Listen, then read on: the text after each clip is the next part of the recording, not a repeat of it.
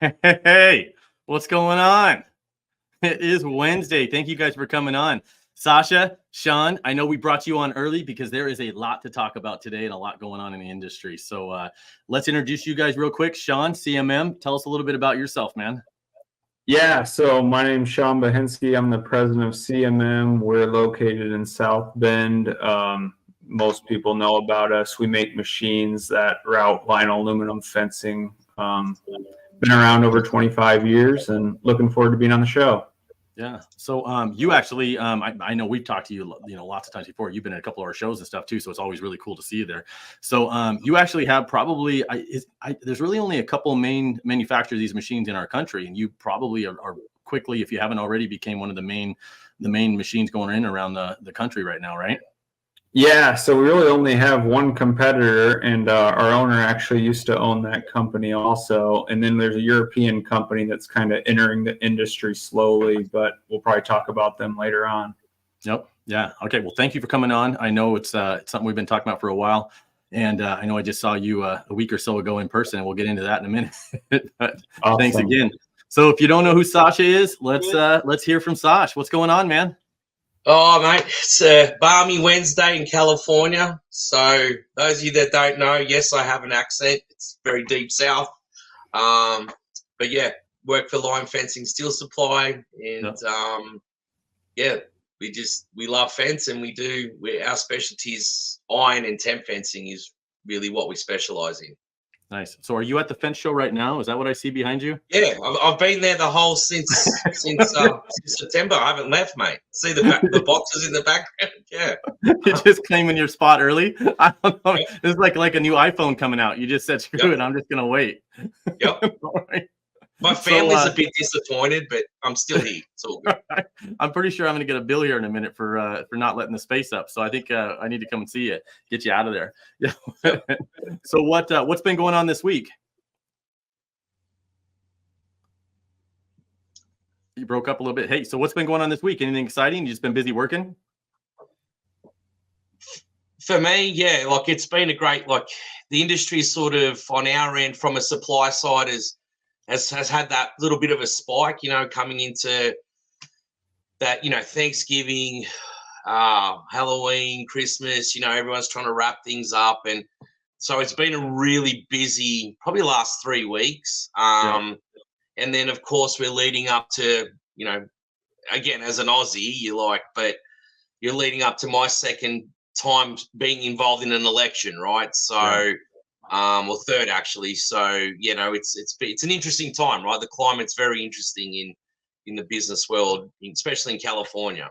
It's been crazy. This election year, it's made everything crazy. It's made the shows, the business, everything right down to the installation companies. We're all feeling it. We always feel an election year, but this year I think everybody's feeling it a little bit more even than the normal election year. And I don't know if because last election year we were going into a little stronger economy or something, but it's definitely affecting a lot of us in a bad way. So it's unfortunate that we're all feeling it, but so we feel your pain. Sean, you got anything exciting going on? Anything since I saw you over at the fence camp? Yeah, so our Q4 and Q1 are really like our biggest 2 quarters because that's when most of the fencers are kind of getting out of their boom time, and they're starting to A, have to spend tax dollars, and B, starting to get ready for next year. So now's the time they want the machines to start routing their vinyl aluminum for next year. So now basically from October to March is our boom time, which is awesome. So we're pretty excited. Wow. So we're all going to come have a party at your house since we can't afford to have parties at ours. That is, right? So if anybody needs to borrow any money to get through the hard season, give Sean a call over at CMM. That's right. Yeah. Yeah. We're sit on the fencers. But we're closing out October here, Breast Cancer Awareness Month. And I know the women of FWA were pretty strong on that, and a lot of stuff. It was really exciting to see all the pink and stuff that was going out there. So we do want to mention that again.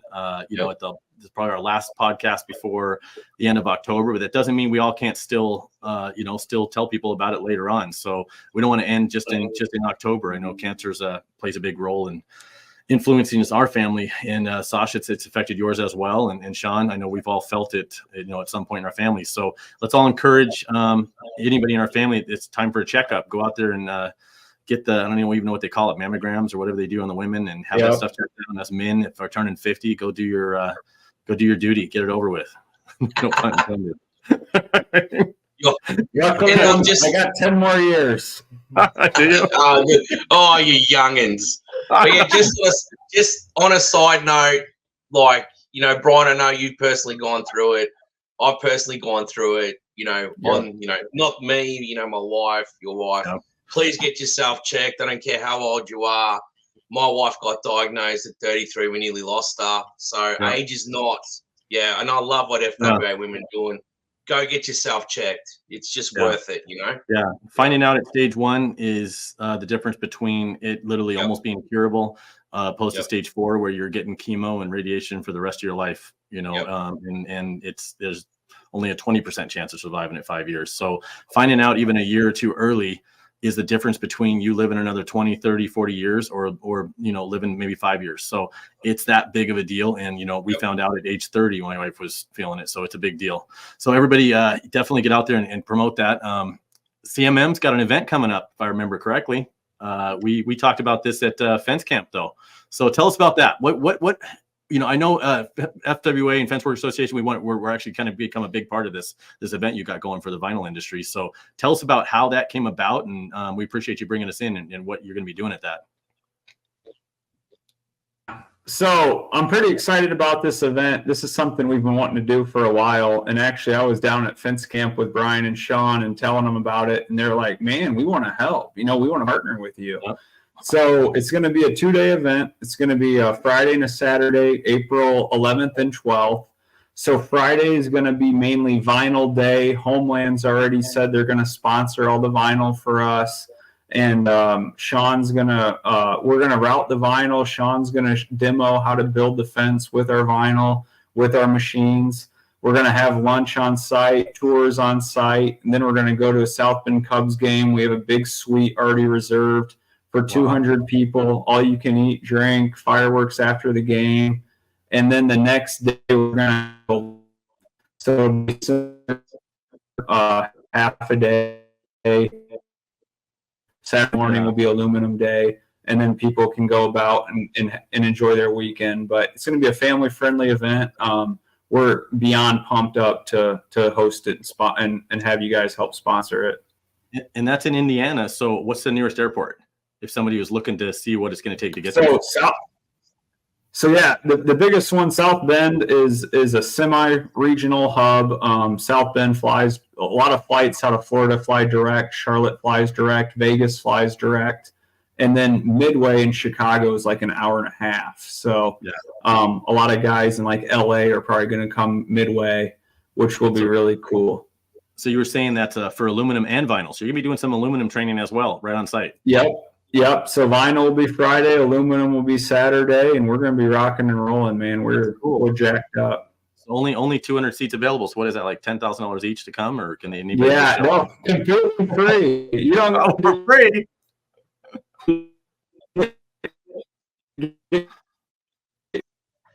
Oh man, I feel like we might have lost it. The rest is on us. Yeah. That's awesome. That's awesome. That's cool. So that's even a better deal than the $10,000 I was getting ready to spend to come do it. So I'm gonna. Yeah, that's Californian dollars. Yeah, that's some stuff they charge down in California where Sasha's from. To pay for all the waste from the hamburgers and stuff that they're making. Yeah. Right. Exactly. So Fence Camp, man. How'd you like that? I loved it. I mean, it was my first time ever. I actually went to college down in Evansville, so it's always great to go back to that city. But B, I mean, Sean, holy cow, talk about a host. He's an unreal host. I mean, his wife's cooking us breakfast. You were there with me, and and then to build a fence with 15 other guys was awesome. I mean, just talk shop and talk about life and being a dad and being a brother and being just a man, a husband, with 15 other great guys. I mean, it was honestly, it was like refreshing for me. I mean, my wife even was like, you needed that. I was like, yeah, I did. Yeah. Well, my fence life ain't just about fence. It's about gate operators and access controls and door controls and all that stuff as well. So bringing that up, Sash, I know I called you. I was coming down to California and I'm like, man, what are you doing? I'm going to be there and you need to be there with me. And you just showed up.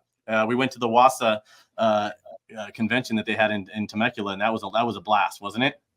Yeah, it was awesome. And, thanks, Brian. And I think that's what's cool about this connection, because there's certain things you just don't know about. Like, you think you're in the fencing industry, but, there's just things we don't know, that is going on and around. So it was awesome to get the call. And I didn't want to meet with you. Thank you, JC Jury. You guys made my day, Brian on the other hand. But it was an awesome show, mate. It was good to see from my end. Yeah. And also something that now I can tell my clients, hey guys, look, this is really geared towards things that you guys need, and you've got direct access to amazing products and stuff in the industry that you don't really realize they sort of commingle with us, right? On a bigger scale too. Yeah, it was awesome. Like, I mean, venue was great. I didn't lose money, so I can't complain much. I won't tell my wife. But no, it was awesome. They did a great job, and I felt like that. I like the intimacy, if I could say that. Again, politically incorrect, but I felt that it was cool. It was like a nice show that you got to really spend time with vendors. On a real one-on-one. Like, it was a real it was a cool environment. Yeah. I always like WASA. I mean, this was the first time I went to the one down there in California at the Pachanga Casino. It was like an India casino and stuff. And I appreciate you coming. You wouldn't think I get nervous at conventions and expos since I do one myself, but I do. I get nervous. So it was not, even myself when I go to these things, because you walk in and it's like you go by yourself. You're like, well, it's going to be weird. Do I walk up? And, when I'm not talking to people at the exhibitors, am I just going to be standing there on my phone looking weird? Like, I got no one to talk to. Sean, he just dumped me, man. Like, I was there. I was the one that was weirded out. He just dumped me, man. He just was like, I'm out. Like, I need you to walk in with me, right? I need you guys to walk in with me. You gave me the confidence to go to the party, and then after a drink, I was ready to have a good time. But so it was fun, though. I was amazed at how connected the industries were, and a lot of those exhibitors were exhibiting at our show as well. In Las Vegas. So it was a lot of crossovers. So and a lot of people don't know that WASA is one of the one of the main inspirations behind what a lot of the stuff I did with the trade shows and stuff. So definitely loved what they were doing. And I think next thing you know, 3 hours went by, and I don't feel like there was ever really kind of a slow moment when we weren't chatting with people and meeting new people. So that was cool. So thanks again for coming on that. I know your wife kind of made you hang out with me that night. So that was kind of cool. Yeah. We won't say on a live podcast why she said that, but yes, I was glad. It was good. Yeah. And yes, and I watched JC Jury's comments. I did lose my cell phone for about an hour there somewhere. Yes, I panicked for an hour. And Mary saved my life, yes. And then we went to that steakhouse, man. That steakhouse it was a nice steakhouse, but man, how hard was it to get a drink? That was insane, wasn't it? How hard was it to get food? It was like Yeah. So just because Sean King, I know Sean's here, but just because Sean King isn't here doesn't mean that there is not time for What Would Brian and Sean Say? So we're gonna do this in his honor. So who's this one first for? Let's see what it is. What's a good question to ask? Oh, this is gonna be for you, Sash. What's a good question to ask about iron panels when trying out a new source or manufacturer? That's a really good question, right? I'm going to be biased because I'm going to say lion, right? But no, I think service is the biggest, and information, right? And options, because you might be looking you might be doing a bid, and let's say it's 5, whatever it is, and there's an option for a standard panel as well as a custom panel. So it's options. It's I think a really good iron supplier should be able to walk you through multiple options and not just go, oh, we don't do that. Or, hey, could we do this? Could we do this rackable product? Hey, you want a 2-rail, don't have it in stock. How quick's it going? I think it's information about options I feel if you're working with an iron company that will work with you, partner up on your projects and what you're bidding, you'll find you're going to win more jobs, right? Because you might have gone in there for this 5'2" rail, but there's an option for a 5-foot rackable or a 5'3" rail that's like it's available, it's a better you know what I mean? So I feel that's what's going to define an iron guy, because I feel, and Brian, you've been doing this a long time, same with you, Sean, fencing hasn't really changed a lot for 20 years. Like, yeah, there's innovation, you know, like your machine, Sean, but I mean, the industry as a whole hasn't changed that much. And I feel like the missing element is service. So a good iron supplier won't just go, no, or here's your price. Hey, can we go this route? Or, you know, hey, you want to use these 2-inch 16 gauge posts, but 14 gauge, you know, so I think it's options and that partnership of, it doesn't just have to be one thing, right? Like, there's options. So and I think the definition of a supplier is changing as well. We're going to get into that probably in a little bit here too. It's definitely what we considered a traditional supplier 10 years ago is not the same today. You know, it's went from, you know, our distributors and stuff on a local level to, you know, the larger ones back, and maybe it's focusing back on your local distributors again. So it's gonna be interesting to see where that goes, but great answer. And I couldn't agree with you more. So what's the next question? What do we got? This one is Sean asking, who's this one going to be for?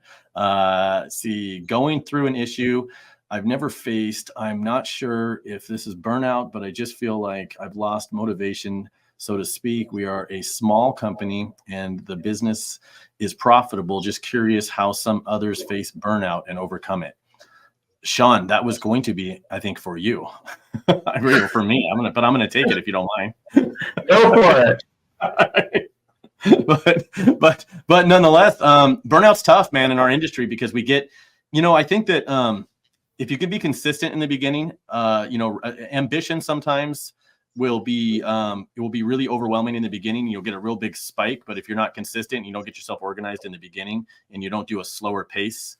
And I'm guilty of that. I'm really guilty of going and just going full guns out and without having it fully planned out. And then it typically will fizzle out at some point on some things because I didn't plan it out and I didn't take small steps.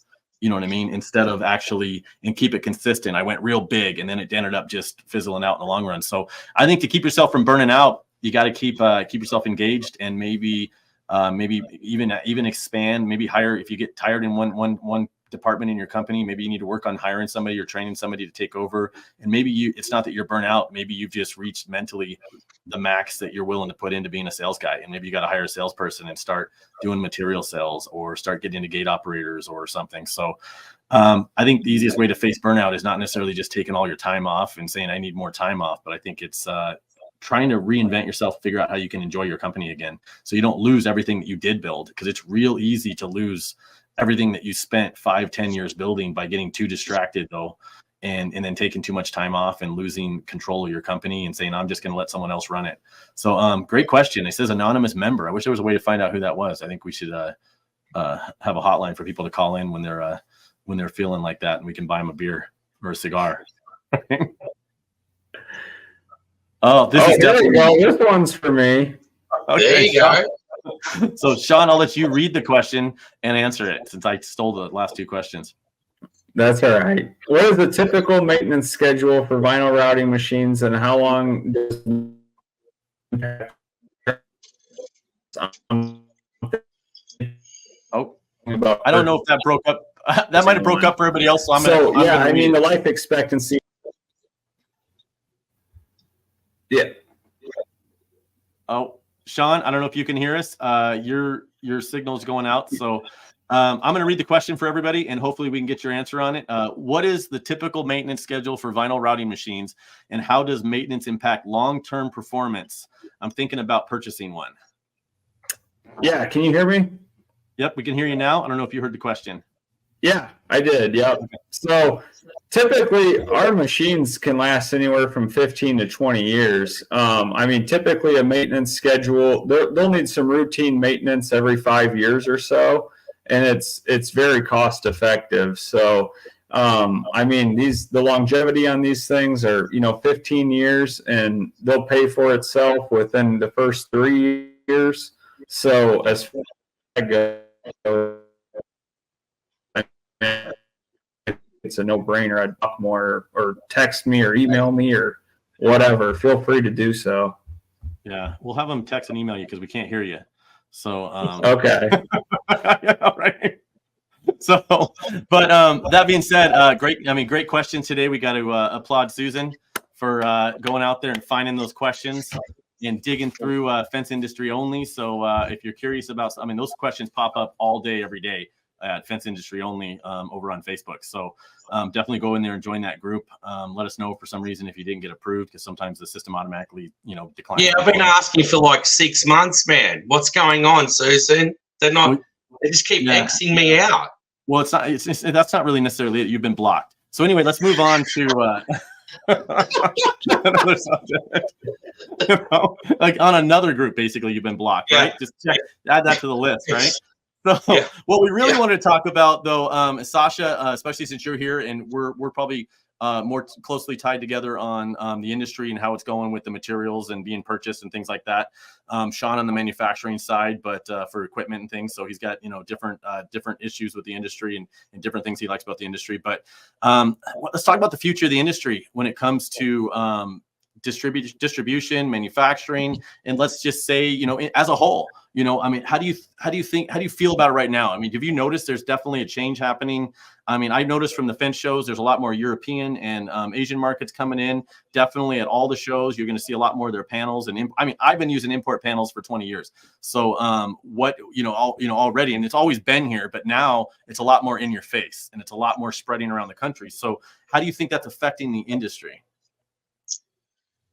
Oh, is this going to be PG rated or R rated in fencing? I don't know. So, look, that is a real hot topic. And I think in our industry, I think the industry as a whole is starting to go, hang on a minute, we need to discuss this, or we need to be part of it. People can complain all they want. And we don't have enough time to go through the list for this show, but there's a big change. And, we complain a lot in this industry about, there's this European company here, or there's this Asian company here. My question is, why are they here, right? We keep complaining, but we're not asking the why. This is just from the supply side, right? Yep. So I feel that they're here is because we as suppliers haven't been taking care of the industry as we should be. So to answer your question, Brian, I would love to buy nothing, but I would love to sell nothing but American products. 100% all day. I will always tell everyone the quality is up here. Yes. But what has happened over the years, we've allowed certain companies to take control of our industry and if I can backtrack, fencing is not that big an industry in the grand scheme of contracting, right? It's not as big as electrical, it's not as big as plumbing. So relatively speaking, we're a small industry, means we're more tight knit. But somehow along the line, we've allowed people to dictate where I buy, who I sell to, where I can purchase. And I'm sorry, if you're a fencing person and you got to go to Home Depot, and Home Depot knows if you're on this, that's no disrespect to you guys at all, but there are professionals that have to go there to purchase because we've told them, no, you fit in this category. I'll call it the sand pit of fencing. I don't know who created it, but no, you got to stay in this sand pit and you can go to that. Hang on a minute. I'm in the greatest country in the world. And I'm sorry, it's built on capitalism, which is not a bad thing, guys. Like, I'm sorry, it's a good thing. But once you start to dictate where people can go, like, you've forgotten what this industry is all about. And I feel I don't think it's necessarily a good thing, but it's the way the industry is going. And you have to jump on board. Here's my line. If I can say this, Brian, please don't throw a dart in my head. You're either in or you're out. Yeah. So there's no in between anymore because I feel like people have had enough. Yeah. Like people are just tired of going, well, hang on a minute, what? I can only buy here. And you go to a show and you go to the booth, you meet Sean, and he then says, oh, no, you can't buy from me. You got to go down to Joe. I'm like, then why aren't you promoting your stuff at the show, right? And we've allowed the Europeans and the Asian companies to come in who are selling to distributors, right? The model hasn't changed. They were selling to Lion and to Sean's to a point. But we've now, because we've just told them, oh, we're only going to buy X, and we're signing to an exclusivity, but, oh, you can only sell here and not over here. And we're going to give Joe Blow fence 50% reduction while Joe Smith fence has to pay 50%. I'm like, come on. Yeah. It's got convoluted. So the shift for me, it's here, right? Yep. And where's it going to be? If you'd asked me this 8 months ago, Brian, and I mean you've talked a little bit, like it's a little unraveling when you go look at our booth back there, and then across the road was Europe. Yeah. Across that side was China, and you know. And you know what I find? Yeah, what I find interesting is we're a patriotic country. I mean, the United States. I mean, we love this country, and a lot of people live here. And we pride ourselves on buy American if you can, buy American if you can. And I mean, and we are a pretty conservative industry as a whole. So if you can't keep fence companies buying American products, what have we done wrong? I mean, you'd have to really screw the industry up or screw up your company if you can't get them to keep buying your American products in America in the conservative industry. So it makes me wonder what is causing this shift. What is causing people to stop being as loyal to American products? And if it's just price, then where did we drop the ball? I mean, did we stop with the service and the quality of our products, and did we stop competing on the service level, and then it came down to just price? What changed is what I guess what I'd like to find out. Sean, have you noticed anything on the manufacturing, on the equipment side as well? Yeah, I mean, I think two things. One, a lot of our customers are telling us two things. One, they're trying to buy products from, American suppliers. And a lot of times they're a local mom and pop shop. He's working out of a beat down truck and he's trying to get going. And unfortunately, they're being told that they have to go through their competitor, their biggest competitor in the area, to buy the product. And I mean, that's not going to work. If you're my biggest competitor, Brian, and you're the beast in the city, and I'm starting up, I have to go through you to buy product. That's not going to work. I mean, you're going to charge me triple, and then you're going to get the job. Right? Yeah. Literally going to break my neck from nodding. Like I'm literally going to break my neck. Yeah.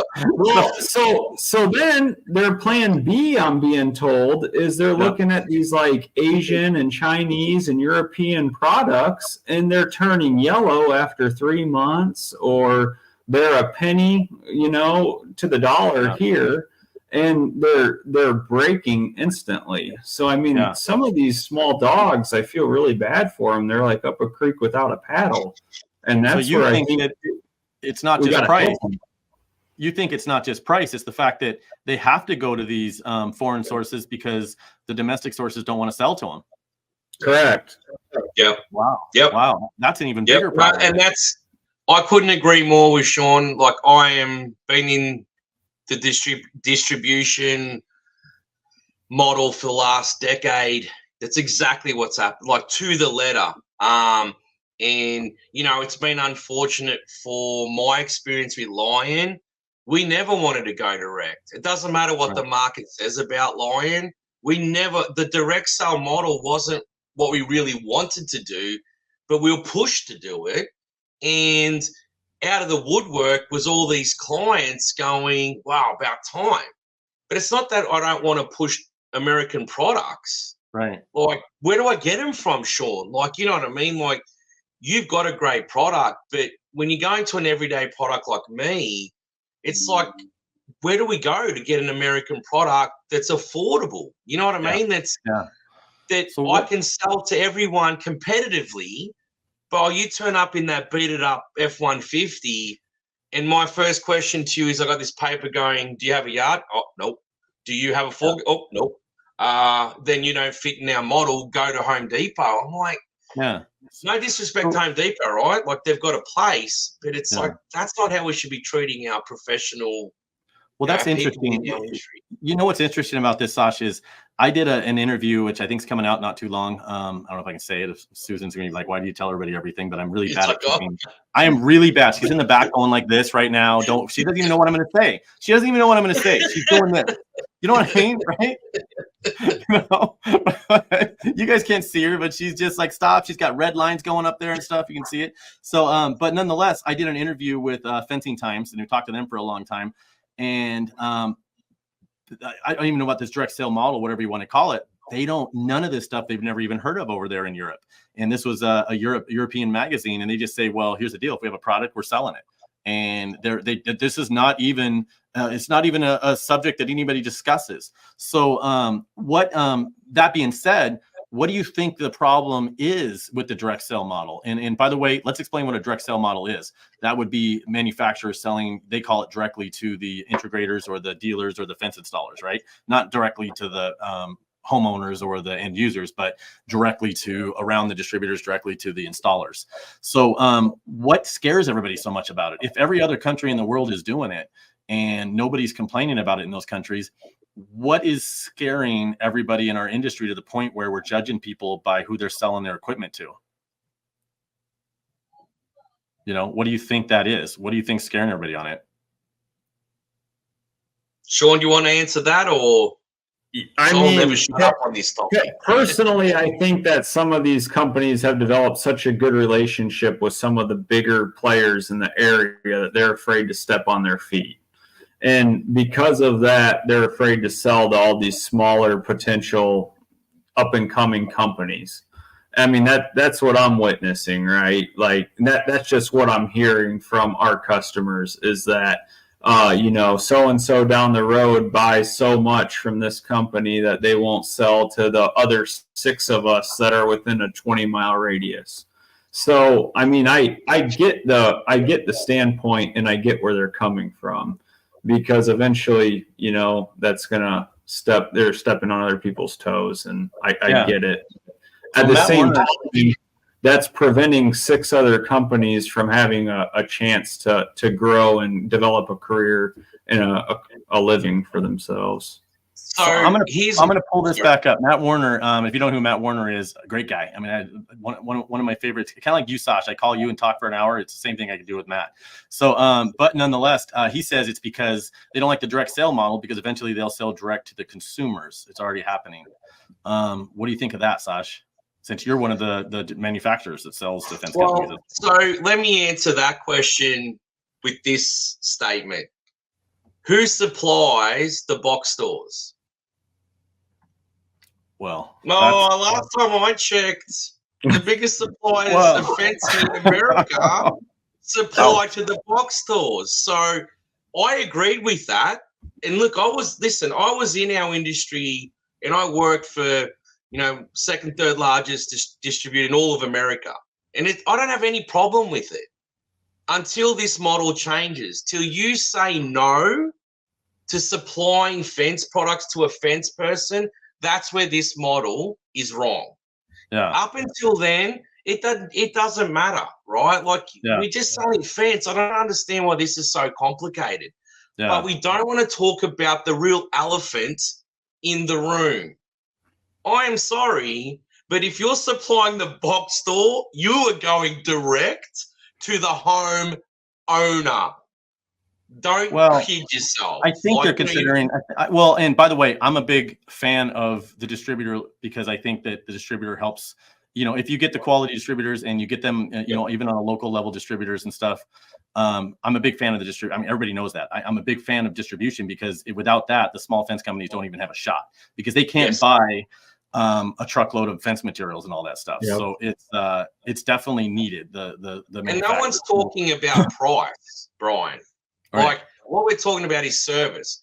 You buy a truckload of product from line. And look, I'm going to be open, right? Let's be open if we can until Susan cuts me off and says you're out of here.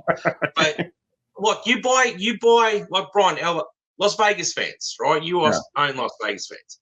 You buy bulk. Yes, you're going to get. I'm not going to give the F-150 truck guy that turns up the same price as you. But it doesn't mean I can't service him. Mm-hmm. It doesn't mean I'm not going to say to him, "Oh, sorry, sir, we don't service you because of X, Y, and Z." Right? So I'm sorry. It's not about price at all. It's never been about price. Yeah. But we're making this about. You cannot buy fence product or fence machinery from me. Go over there. Like I'm like, yeah, but no one's discussing price. Yeah. And I can tell you, I mean, we need distribution, and we need and some manufacturers don't have a choice. They have to sell direct. It's because unless you get the top few distributors that distribute to the entire country, and you have a product as a manufacturer, you have no choice but to go direct. And that's only because you go to you say you have a new product and we went to a distributor. If they decide not to carry it, you have to sell it direct. So you and then are judged because of who you sell to. And I think this is where the problem is, not necessarily that the manufacturers are selling directly to the fence companies. It's because I think Matt over here, I got to go back and read those. I got something popping up, but you're killing them. It's because we stopped judging our companies by the service and the products and the quality of the product. We started judging them on who they're selling their products to. And I think that's where it kind of maybe went astray. And going back to what you said, in Las Vegas, obviously I've been selling fence and materials, by the way. In Las Vegas, material sales is 40 to 60% of our business at Las Vegas Fence, and it always has been. So, and I remember selling materials, and all of us local fence companies would sell to the smaller local companies. And that was just a chain that would happen as well. So there was a chain that went on between, and it flowed pretty nice, actually. You had the manufacturers that went to the when it was all respected in the right chain. When the manufacturers would sell to the distributors, and the distributors were more open to selling to everybody. There wasn't anybody being not sold to. And then they would sell to fence companies, and fence companies would then turn around even and sell to smaller fence companies in our area. And then I remember when Home Depot, I think it was Master Halco back then. It was a long time ago, back when it was before the people that own it now owned it. They were the very first ones, I believe, back then to start selling materials at the Home Depot locally. And we were all livid, man. We were pissed, right? Because now all of a sudden, all the homeowners were coming to us fence companies, and that material sales was a large amount of our overhead costs. That would cover our rent, maybe on our property, maybe pay for that girl that was answering the phone, and all of that. So then they started selling to all the Home Depots and stocking all the Home Depots, and that just started it. That opened up the gate for now everybody. As soon as they saw that this is a market to sell to, everybody, including the foreign companies with the iron panels and all that, started saying, well, we can start bidding on that. And then price even just went down further and further. And then it got to the point where literally, I think Lowe's or so merchants must provide to them now or something, right? Or something like that. They make deliveries because you see them on the trucks, the same trucks that deliver to us. It got to the point where even Chain Link in Las Vegas, I could buy it cheaper at Home Depot than I could get it from my distributor. And they say, well, because they buy in bulk. And I'm like, well, I get it, but we literally at some point we made a shift to where we actually give the best pricing to anybody as long as you're not a fence company.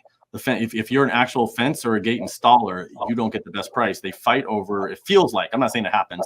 Feels like they're fighting over the general contractors, the big box stores, and anybody and everybody. And now they're bidding in Nevada.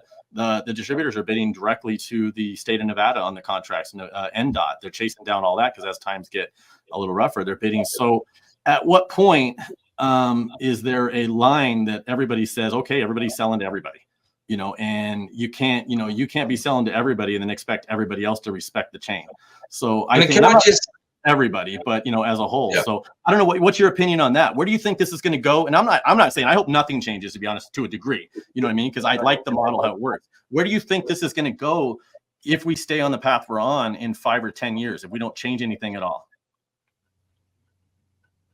Sash? I'm asking you to be on the fence side and the materials. Yeah, look, so just so I can backtrack for 1 second to answer that question. No one's saying the distribution model should be gone. No one ever said that. Yeah. What we're saying is that there is a direct sale model that has come into our industry because of a need. So I come from a country that has, like Australia's not as big as America population. Yeah. Fencing's huge though. The biggest fence line in the world is in Australia, right? So fencing's a big industry. So I just come from a country, and my background, so everyone's clear on that, is I used to run a fence company. So I didn't come from, I actually came from the install side.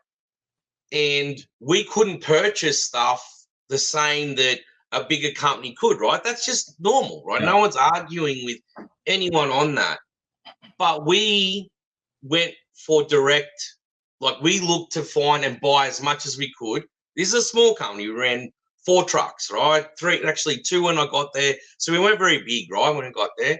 But we're always looking a way to buy something direct, right? That's just how it works in Australia and Europe. I'm sorry, that's facts. So coming over here from that model, okay, yes, I see, like it is, you have to have distribution. You got to, like, no one's ever going to argue that. But when you see, and I think Sean and Brian, you brought it up, when you see European companies and Asian companies coming into our industry, there's a reason they're here. Like they're not here because there's not a need. They're here because there's obviously a need for that, Hey, super nice guy is on the call. Oh my gosh! Yeah. How did he get? Did he, Susan? Did you send him a link? Is that what's going on? Susan let me in. By the way, I got the mic. If anybody's looking for the mic, I have it. Marissa, Matt's got the mic. Woo! Hold on a second. Hold on. Here's the fridge. I saw your comments over there. I can't. Hey. You know what the problem is, Matt? I can't read all those. That Susan pulls them up, so I don't even read them. So I saw that one you did. I'm like, how do I go back and find it? Okay, so I don't. I apologize. I was trying to bounce back and forth and trying to email and get back in, and I was actually still working. And oh, hold on a second. Can I get one word? Can I get one word? So, Woo! so anybody that doesn't know who you are, real so- quick, because I mean, I know we all know who you are, and most of the people watching probably do. So, Sasha, everybody, it's Matt Warner. Everybody knows Matt Warner. From obviously from My Salesman. He's got in fact, he's got one of his signs up here, don't we? Oh man, I thought I had one of your netting. Empire. Look. Oh, That you sign do? over- How did you get that? I don't give that to anybody. So, Hey, so in all seriousness, here's the thing that has been bugging me about this distribution, and is it Sasha? What's your name? Yes. Yeah. Hey, you got that Minnesota accent, so I didn't know. Yes, sir. Alabama. Yep. It sounds like Minnesota, don't you know?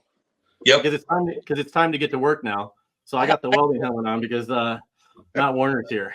No. Well, so here's the thing, guys. First and foremost, buying from your competitors locally is not a bad thing. It's actually a good thing. It's a great way to network with them. I sell to my local people around here all the time, and I'm always trying to help people out. And I'm always telling fence companies, hey, come on over. I've invited other fence companies. When Sean King comes here to train, I pay for the training.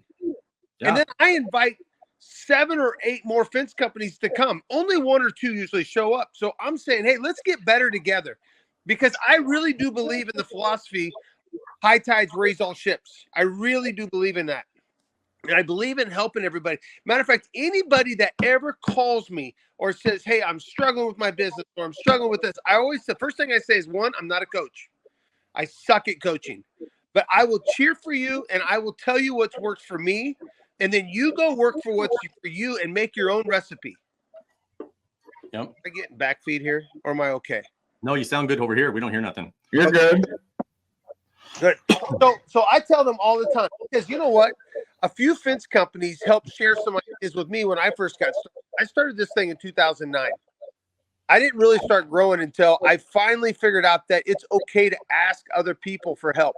And all I did was sit and ask for help. But here's what I don't like. Right now, there's a major a major manufacturer in the Midwest. I'm not going to say who it is. They might be in Tulsa, and they might be ginormous, but I'm not going to say who it is. And it really ticks me off, because they are selling directly to the power companies. And then they expect me to give the warranty. And I tell them all the time, no, You call Kevin down at Stevens Pipe and Steel, and you sell to them, and then they will sell to me because I need them to help represent me in your product. Yep. They will go to bat for me because they buy way more than I do. And Yeah. by the way, we buy quite a bit. I'm not saying we're ginormous, but we're a good sized company, and we have the power to buy truckload stuff. But that's not where it is. It all balances out because the small guy has way less overhead. Yep. My overhead, I have 4 accountants. I have people that are in charge of safety. I have safety directors. I have way more overhead than the guy just starting out. And I tell them all the time, you're going to beat me on price. I have to try to sell our experience. I have to try to sell that we have longevity. I have to use other ammo. By the way, I used to beat the big guys on price when I first got started. And that was the ammo I had to use. We have to change your ammo. You have to constantly be improving your game and what you are and who you are. And you have to have an identity. Yeah. Maybe it's all those Monday morning meetings. You just can't afford them no more. And it's I think so. You know, Dude, don't be complaining what, to me about your overhead. Every time I see a picture, you got everybody just standing around. You know? And you know why I love that? Oh man, that's energy. Energy. The better I make the better and the more effort I put into our people, because now we're in a different era. We're in a different stage of thing. And by the way, it is expensive to have 80, 90, 100 people in that meeting. Have you seen Peyton, our marketing director? She's been shooting out these great videos of stuff that we do. By the way, we've done 437 Monday morning meetings in a row because we're committed to making better humans. Yeah. I haven't been invited to one. You are all invited. So get this, scene. If you want to come, here's what, and you can ask anybody. I've had lots of fence companies that have come. If you get here, I will pay for your room and board. I will feed you a steak dinner. I will not overcook your steak. And I will give you a tour of our facilities. And on Monday, I will dedicate the entire day to you. I will cut my entire day out because I do believe in giving back to this industry that has helped me put my kids through college. Well, my kids put themselves through college. My kid has helped us put a roof over our head, and it's taken care of me. This industry has given me more than I ever deserve. And I owe the industry a big thank you. For that, you are all welcome to come join me anytime. And thanks for letting me on tonight, Susan. Brian wouldn't have done. I have you blocked. So she must have went in and fixed it. I don't even know how that works. No. Here's why I get fired up about this, folks. If you don't buy from your distributors, we're going to lose them. Yeah. We don't want to go direct. You don't want to buy direct. I need a representative between. I need somebody that buys way more than I do to say, listen, you messed with my customer. Don't do that again. And I'll tell you, I've called my distributors. I've called merchants. I've called them out and I've asked for their help, and they went to bat for me. They took good care of me. And we need to stop trying. By the way, I had that company in Tulsa try to sell to me direct and bypass my distributor. I know the game they're playing. They would have just marked it up a little bit and made the same margin that my distributor would have made. Instead, I said, no, you sell to my distributor and stop trying to sell. I think it's a very interesting point of view. There's no doubt. Wait, can I answer that though? Yeah. Can I? Yeah. Let me just say, I experienced it firsthand. So I'm an ex-fencing installer on the supply side in Minnesota. But when the big guys sign exclusivity deals and then tell you we're not going to buy no more, it creates a market that. So what do I do? So what do you do with that business? Do you just go, okay, we're just going to go and bet? So just hear me out, because you're right. You're 100%. No one's like, we need to support. Love to hear that. Can you tell my wife that phrase? Yeah, I try to tell my wife that all the time, and she won't listen to me at all. So, you know, and I don't know half the time if she understands what I'm saying too. So that's probably half of it, you know. So I agree 100%. The issue is, though, that's not how the market's working at the moment. It was how the market was working, but over the last few years. So, for example, Matt, it's been hard for Lion, right? I work for a big company, and I never wanted to leave the company. But when exclusivities are signed and then just go and throw it away, you're dealing with families that are trying to provide a lifestyle and a living, and then I know for a fact that service is the key, but at some point, you can't be gouging the whole industry. So if there's only 3 suppliers in the country, that means that there's limited chance that the little guy, not everyone else, but the little guy gets that opportunity. And you hit on the head. Yes, they have less overhead, 100%. So they should be fighting the battle on a different level. And I agree with you. But when the price is so different, it's hard to fight that. It's not easy for the small guy when you're starting the business to go and fight a battle that they're already lost at the very start, like, and which is products, right? And I love this industry. Like you said, Matt, it's provided everything for my family, and there's nothing more I want to do than see this industry succeed with distribution, not without. The direct sale model is not a win-win model. It's not. But the countries in the world that have the model, they have it because they're smaller, right? It's a little different. The atmosphere is different. Lifestyle is different. But here in America, yeah, we don't want the distribution model to go away. But what do I do if I can't buy a product? So let's say I'm quoting the same exact product as you, but you are getting it for 50% less. That's ridiculous. Oh, stop. Okay, I let you go for a long time, but that's just ludicrous. Nobody's buying 50% less on the material. Oh, no, it's not ludicrous. Nobody. Don't even tell me there. If you're selling to the big guys for 50% less, stay because you'll make more money by selling to more smaller contractors than that one big one that you're scared to lose. If you would toughen up a little bit and say, you know what, we're not going to seal the deal with that big guy. We're gonna sell to more little guys at a higher margin so we can actually be profitable, and so we can actually, because if you're not making any money on that big guy, then that means you're making it all on the little guy's back, and that's not nice. So here's the deal. I'm going to tell you right now, I have a distribution for our sports construction, and I've made a promise to all my friends in the industry that I will not sell to Empire for any different price than I will sell to you. And you know what? I hope my honesty and integrity in the industry shows that.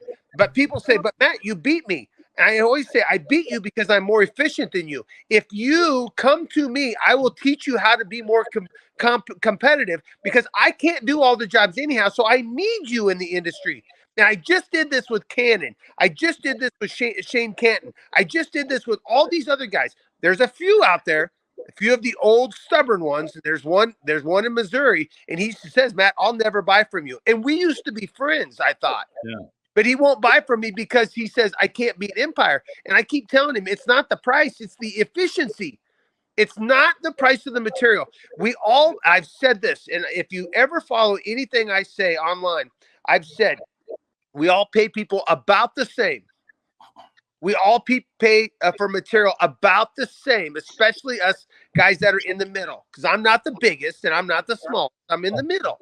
We all pay it. Where you win is by efficiency. And this is where I tell people, whether you like Sean King or not, that guy is training people how to be more efficient and how to have a repeatable process. And that's why he will always go down as a Hall of Famer in my book in this industry. Amen, brother. So you know what, Matt? So while we're on that, what do you think of this? Everybody needs to stop saying that it's the price of the material. You buy high quality material and sell the best. And take the best care, because the fence industry is known for selling shoddy stuff. Sorry, I didn't mean to cuss. Right. But start selling better products.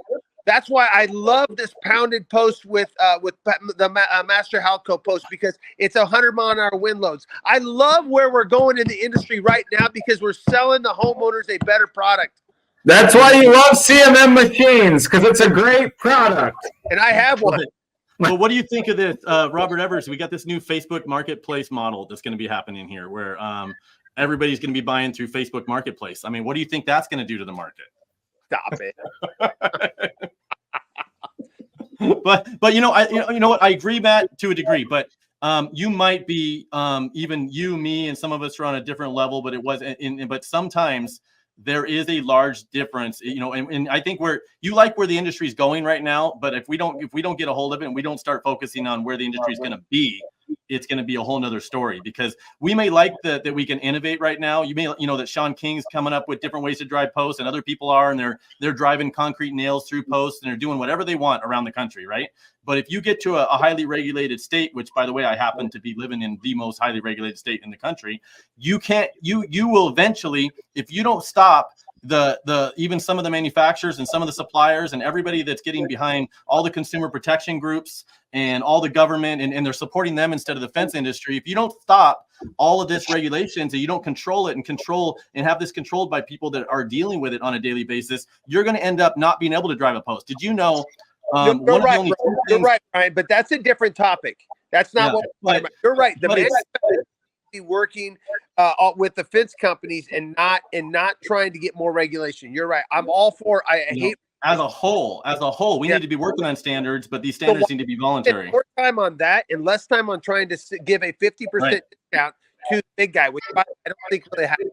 Unless it happens for you. But Matt, it happens, man. I'm in the industry, buddy. I do supply, and I have been for 12 years. It's what happens. Like, I'm not saying anything because I'm not. It's rubbish. I worked for the second biggest company in America, and line is not like we're not trying to.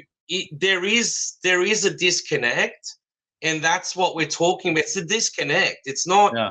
It's not whether it's right or wrong. There is a disconnect. That's all. And there's products. We're trying to bring that disconnect back. Yeah. Like, no one's gonna. I was in the industry. I know that's what's going on, and it's just like we need to just bring it back. We need to remember that this is about the fencing community, not about any of this other stuff. And that's what I'm passionate about. Is this big disconnect?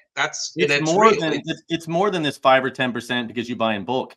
And I can tell you this, I've seen it, I've experienced it, in Las Vegas. We're like on an island. It might as well be Hawaii. So, it's not like we can go 45 minutes and find another 1 million people, 2 million and more suppliers. We're stuck with who comes in here. But what happens is you get, say you're a manufacturer, say we all get together and we create a product, and we go and we get architects to spec it out, and then a GC, puts it out to bid, right? And us as a small fence company, we should have an opportunity to bid that project and bid it competitively. And then it should come down to efficiency. It should come down to, I tell people all the time, if the difference between you winning a job or losing a job or making money on the profit or not was a couple $100 on a gate operator or a little bit on material, then you bid it too low to begin with, right? So that the material shouldn't be a factor really in whether you get the job or not. It should have been your overhead and how efficient you were and what you're able to do. So that should be the factor in whether you get a job or not. But if you spec out a project and you as a manufacturer get architects and stuff to spec it out, put it in the plans, the GC says, I want to bid for it. You call up the manufacturer and they say, well, I can't sell it to you. Now, keep in mind, you may not have bought the product before, right? You just call up and they, well, I can't sell it to you. You got to go through this distributor.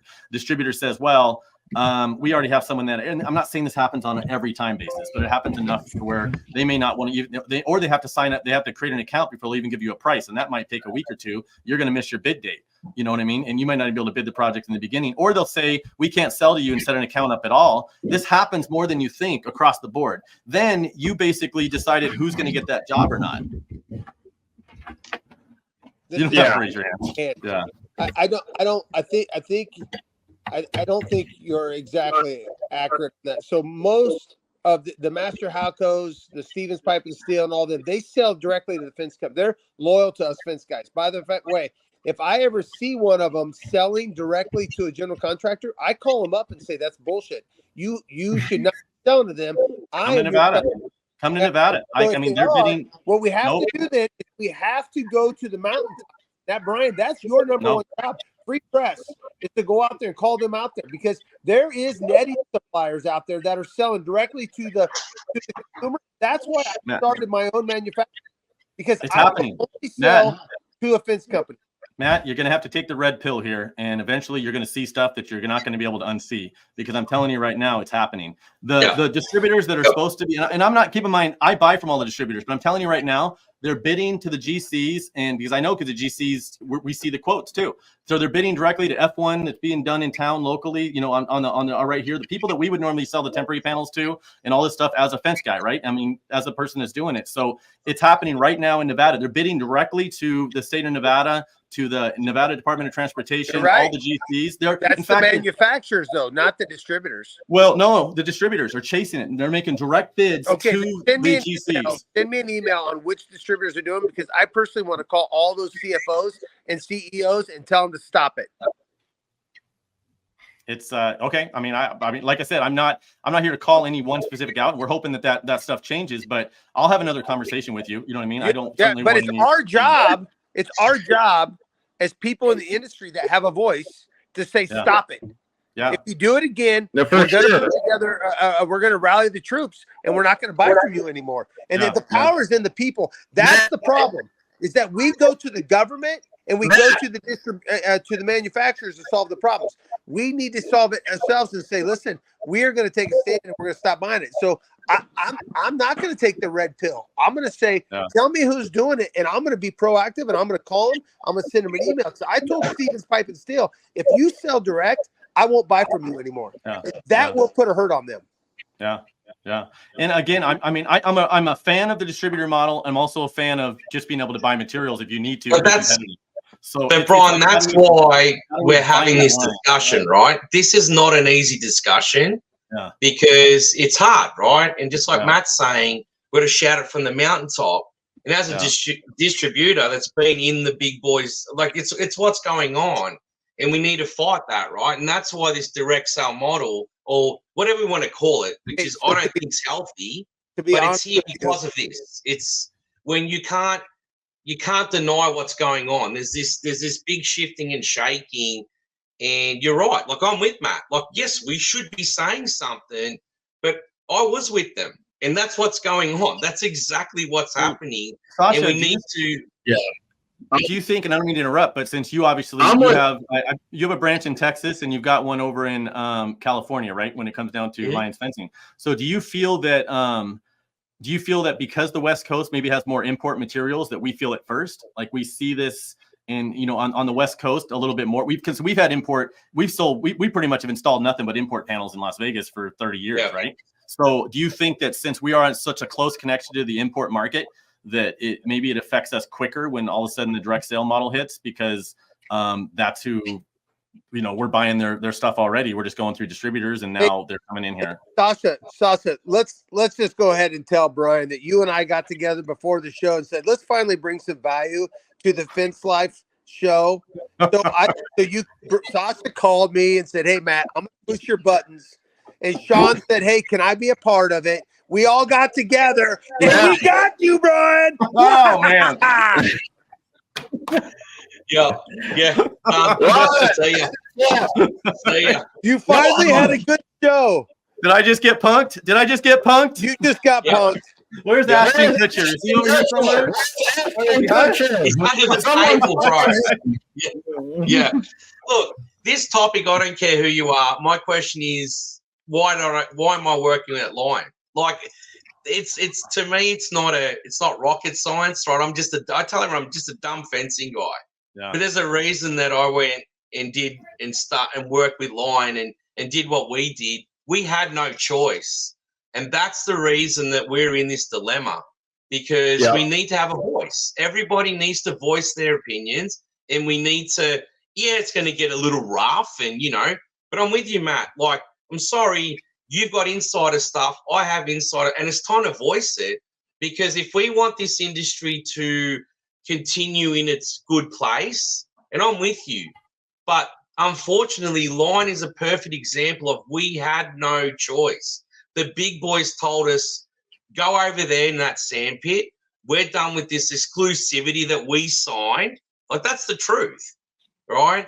And we just have to go bankrupt, and then what do I do with my family, right? So it's not as, this whole model it's all getting disrupted because there's these things that have been going on, and Brian, me and you have talked about it. We know that there's this sort of inner clique, and Sean, from the manufacturing department, like, I can be straight. Like, we want to be straight. Let's be straight. We use a certain company instead of you, and I liked your product better than that company, but we were told we had no choice. So when you're telling people don't have choices, come on, this is America. This is a land of the free. And I feel like we're finally starting to voice it. Like you said, Matt, shout it from the mountaintop. I'm in. I'm not saying that what I've done is perfect or what Sean, but it's time we voice it because the facts are the facts. I love seeing CMM's product, but we weren't allowed to use it. So when you're telling me you're not allowed to do something in an America, that's not good. And I feel like that's what's going on right now. It's not a bad thing, but we're talking it, we're voicing it, we're passionate about it. Obviously, look at the four of us, man. I think you want to come through the screen and knock me out, right? No. We love our industry. I was just trying to bring a different opinion. Brian's trying to be nice, and sometimes he gets a little soft. And I got to get him fired up a little bit. Well, here I'm going to leave on this note because I went to work at like 3:30 this morning, so I'm starting to get a little sleepy. But I did want to come in, and by the way, I think this dialogue helps our industry when we can talk through it. And I've been telling young fence guys, hey, don't buy direct. Don't try to buy direct. Just focus on a really good relationship. Pay all your bills. Have a great relationship. Make sure when you collect your deposits that you're paying your distributors for your material. You're getting jobs in on time, and focus on you. And don't focus on, because if you focus on somebody else's grass, you don't know what's underneath that grass. It could be a septic tank. So be very good about focusing on your own yard and your own grass, and don't try to be too fancy or too big. Just go out there and get your systems down and be diligent about showing up for work every single day and work your butt off and build revenue. And I tell this to everybody I talk to, build revenue. Just chase that thing, and you have to grind it. And by the way, what we do, extremely tough. I'm grinding it right now. We had a division that failed and that wasn't doing very good. And it wasn't because of one person. It was because me. I didn't notice what was going on. My people needed help. With that being said, I'm going to let you all go. I love it, Brian. Keep up the dog. Sasha, I would love to visit with you sometime.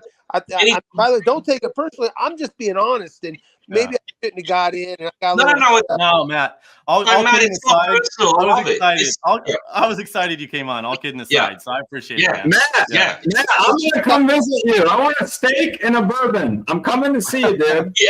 Oh my God! So we have this brand new bourbon that's made with Beck's corn, the same kind of corn hybrid that we plant on my little farm. I got about 300 acres. I do farming as a hobby on the side, and it is really good. So Sean, come and have a bourbon with me and eat a steak. And Brian, come and I'll overcook one steak for you. It's the only steak I ever cooked. It's not overcooked. It's called you're full, invited. it's called Everybody's invited to Nebraska. You're invited, and you're invited, and you're invited. We're gonna take you up on it. Hey, thanks, Matt. Wow, you guys got some energy. The only thing I was going to say is I agree with Matt 100%. I think it's wrong, and I don't agree with it. But I have 6 buddies I could name that are personally going through this, where they're being told they cannot buy from a certain company, and they have to buy from one of the other companies. So I agree. I think it's wrong. I think it's shady. Braden agrees. But it's the truth, right? Like, that's what's happening, and it's not right, but it is what it is. Sean, I think it's not about who's wrong and right. It's about sharing the truth. So as a community, we can get it out and work it out, whether it's, whatever it is, but we got to get it out. And I feel like that's the issue. We want to say something, but the truth is this, like, there's truth. Right. And information, my opinion is, once you're informed, it's over. Like, now. Now it's your choice whether you agree or not. That's not the point, but you're informed. And I think that's what's exciting. Yeah. So I do want to thank you guys for coming on too. And I want to close it out with the fact that, while we did go in a bunch of different directions on this thing, I don't want anybody to think that, we're opposed to distributors or manufacturers or any one particular person. And there's a place for everything. And if we can get to a place where the distributors are doing what they're obligated to do to the industry, and what manufacturers are doing what they're obligated to do to the industry, and what us fence companies and everybody, we have a responsibility to each other and to, in a way, to the consumers and us to our members and stuff as an association. But if we don't get that back on track, we will lose that, like what Matt said, we will lose that segment of it. It will end up turning into a direct sale model completely. And there is a benefit to some distribution, on certain items and things like that as well, where to follow up on what he said, if you buy something, sometimes I tell people all the time, well, you may get a better deal through distribution. And if there's a problem, they'll help with the RMAs. They'll help with, issues like that with dealing with the manufacturer. And they may be able to get something to you a lot quicker, things like that. And if there's a stocking distributor and it's a product you can go pick up, without them, you may not have access to that kind of stuff. So the small fence companies do depend heavily on those distributors when they first start out. So we need them.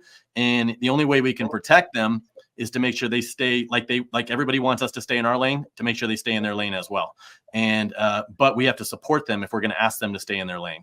So it's a team effort all the way across the board. So thank you guys for coming on. If you had any last thing you guys wanted to add, I really appreciate it. You guys have been huge support on this podcast. I just wanted to say thanks for having me, man. I know when we talked in Evansville, dude, I really appreciated you. I've only been in the industry for 15 months, but every time I'm around you, I just feel like I learn more. I become a better person, and really appreciate everything you, Susan, the FWA has done for me, CMM, and looking forward to the future. Cool. I appreciate it, man. Yeah, we feel the same way. There's no doubt. Yeah. Sash, any last words? I mean, we won't understand what you're saying anyway, so you might as well say it. Yeah, no, it doesn't matter. So, hey, shout out to FWA women, what they're doing. FWA ladies, keep it up. It's impressive. Don't stop. FWA, don't stop. Like, this discussion needs to keep going. Yep. It's going to get heated. Who cares? Like, we just need to talk about it. And that's what's so exciting about the future of this industry. It's changing, but we need to talk. We just need to get it out there. And there's a lot of great people, great distribution companies. And we just need to support it, and we need to stop fighting and start talking. Like, just let it go. Sure. Support each other. Yeah. So great. I couldn't agree more. Thank you guys. And we will see you, everybody that was watching this. If you're watching this live, thanks for coming live. If you're watching this in the future, thanks for taking the time to watch it. I know taking an hour out of your day is a big deal. So hopefully you fast forwarded through everything else, unless you saw my lips moving. But we will talk to you guys later. Thanks again. All right. See you guys. See ya. All right. Bye. Sasha, nice meeting you, man. Nice to meet you.